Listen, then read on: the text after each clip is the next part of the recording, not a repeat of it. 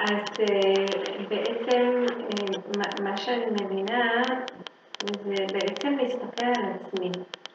כשאני לא ישנה, בתור אימא, אני קמה הרבה בלילה, אני מאוד מתוסכלת שאני לא ישנה, ואני קמה בבוקר ובאמת אני ארץ לגמרי, מסטולית, ככה אומרים.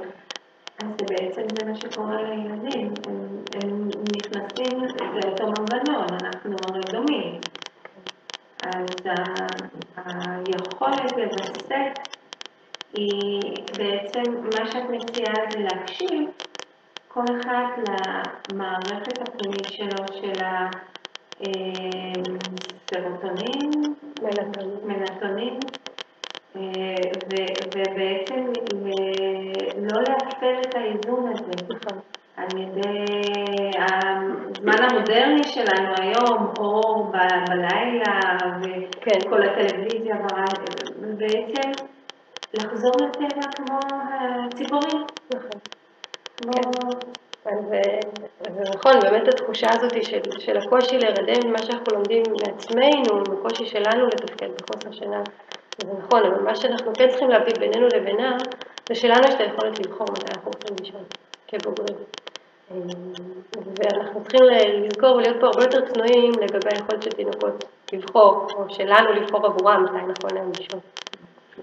אז בעצם דיברת על המלטונין, אז יש שעה מסוימת בין 4 שמשתחררת מלטונין בכמות מספקת כדי להירדם. וזה גל שאל לנו לפספס אותו. כל מה שאנחנו צריכים לעשות בשינה. נושא השינה של תינוקות זה לזהות מתי הוא מגיע, להתכונן אליו בצורה הכי טובה, ולגלוש אליו כמו גולש גלים שמחכה שהגל יגיע והוא מתכונן עד שהוא יגיע ואז הוא גולש איתו בטחה אל החוף. אנחנו צריכים לראות מתי המלטונין מופרש, וזהים את השמיני. נזהה את הסימן, כל אחד ידע לדעת התינוק שלו. מתכוננים בשעת נחיתה מתאימה, ונכנסים איתה לשינה. גולשים איתה לשינה. ככה אנחנו יוצרים דפוס שהוא טבעי, שהוא נינוח, שהוא שלם, שהוא עצמאי. זה גם חשוב. העצמאות הזאת.